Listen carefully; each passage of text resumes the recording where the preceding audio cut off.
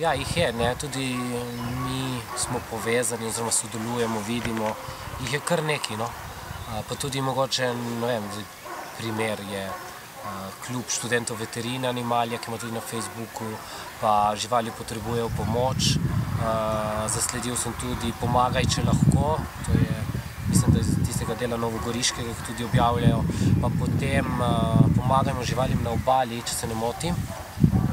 Tako da je, več je skupin, zdaj število članov se med samimi skupinami seveda razlikuje, namen je tudi lahko zelo različen, ne. Čeprav vsako društvo skorajda in zavetišče ima potem tudi Facebook stran, če lahko te tudi štejemo, tako da jih je več, ja. Mislim, da tudi to živalska scena je prav zaradi tega mogoče objavljen fotografij, video, torej da ljudem približaš neko dogajanje na terenu, so toliko bolj priljubljeni oziroma množični, prav iz tega razloga.